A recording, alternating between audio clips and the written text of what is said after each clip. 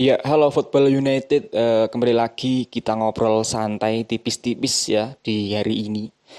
Sebenarnya gua ingin tidak buat video hari ini, tapi tiba-tiba sebuah berita yang cukup besar ya untuk tim MU ini di Eropa sudah digoreng. Jujur saja, ini membuat gua terusik. Kita tidak sedang berbicara masalah taktik atau transfer pemain ya, melainkan soal blunder verbal yang sangat fatal dari salah satu orang yang terkuat di Old Trafford ya. Ya, Sir Jim Ratcliffe ya. Siapa sih Sir Jim Ratcliffe ya? Perlu kalau Football United pasti tahu ya, dia adalah pemilik saham minoritas di Manchester United yang diberi kekuasaan untuk mengoperasikan MU ini untuk transfer, untuk Glazer ini menyerahkan semuanya pada Ineos Group ya. Ineos ini adalah perusahaan kimia yang besar dan pemiliknya adalah Sir Jim ini. Ya, dalam sebuah sesi wawancara resmi dengan Sky Economic ya, Sir Jim ini mengeluarkan pernyataan yang membuat banyak pihak eh, mengetuk dahi ya. Di saat MU sedang berusaha bangkit ya, pemilik Ineos ini justru masuk ke ranah politik sensitif ya. Beliau menyebut bahwa Inggris saat ini ya sedang dijajah oleh imigran. Sebuah istilah yang sangat keras, sangat ofensif dan keluar dari mulut pemilik klub yang profilnya sangat global ya.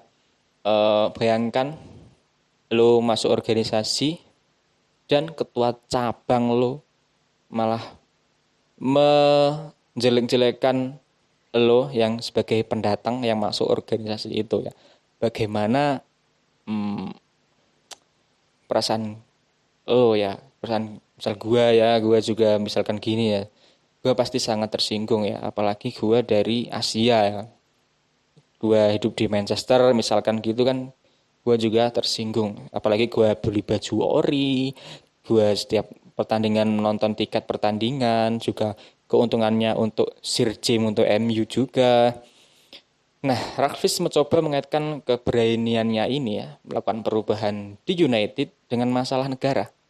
Dia mengkritik sistem tunjangan di Inggris dan mengklaim bahwa solusi membengkak dari 88 populasi populasi yang membengkak dari 58 juta ke 70 juta adalah beban ekonomi yang disebabkan oleh imigran. Namun ya, yang dia lupa adalah dia sedang memimpin sebuah klub yang besar, institusi yang besar, yang sejarah, kejayaan dan operasionalnya sangat bergantung pada keberagaman dan pendatang dari seluruh dunia. Bayangkan saja, dia memegang MU ya. MU ini sudah sangat budayanya sudah sangat kental sekali dengan perbedaan, dengan intinya kita dari berbagai suku budaya mendukung MU ini. Apalagi yang di sana ya, di Manchester sendiri pasti penduduknya juga beragam ya. Mari kita lihat kenyataannya. Jika kita bicara soal imigrasi dan pendatang, lihatlah ruang ganti MU.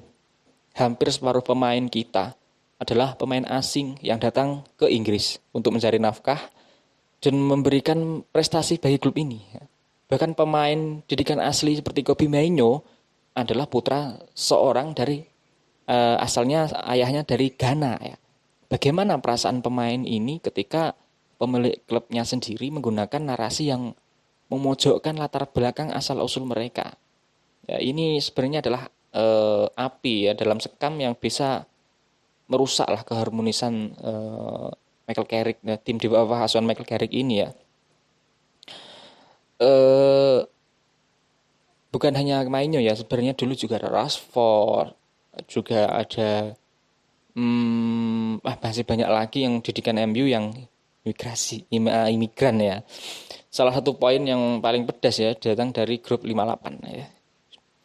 Mereka menyindir Netflix yang berbicara soal beban ekonomi negara ya, padahal dia sendiri ini tinggal di Monaco untuk menghadiri untuk menghindari pajak di Inggris.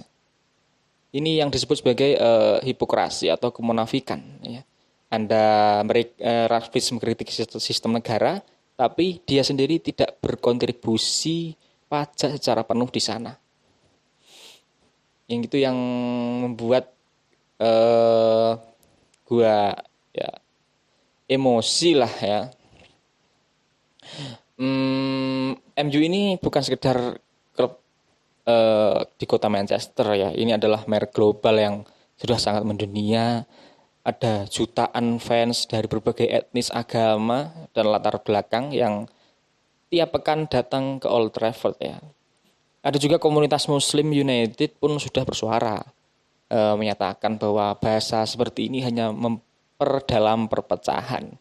Jika pemilik klub dicap diskriminatif atau rasis, ini akan berimbas pada sponsor, daya tarik bagi pemain bintang, mungkin kenyamanan fans di stadion ya, karena ada juga yang fan Ori, fan penduduk sana, yang dari Inggris, ada yang imigran. Itu mungkin membuat perbedaan ya. Menurut gua tidak ada jalan lain selain Rugby untuk klarifikasi atau meminta maaf secara terbuka. Jika terus diam saja, pasti media Inggris, kalian tahu sendiri, pasti akan menggoreng ini cukup lama. Media Inggris kan begitu kan, suka menggoreng-goreng yang pemain murah menjadi mahal, pemain yang nggak bisa dianggap gawat lah, seperti itulah ya. Dan yang paling kasihan adalah Michael Carrick ya, atau manajer permainan nantinya yang harus menjawab pertanyaan-pertanyaan politis ini di setiap konversi pers. Nah, ini yang gua membuat tidak harmonis tim ya kalau pertanyaan-pertanyaan seperti ini ya. Kita ingin pemilik bijaksana yang tahu kapan harus bicara dan apa yang harus dikatakan. Bagaimana menurut kalian? Apakah pernyataan ini murni pendapat pribadi yang harus dihargai atau memang sebuah blunder yang tidak punya tempat di sepak bola modern? Tulis di komentar guys. Rakvis.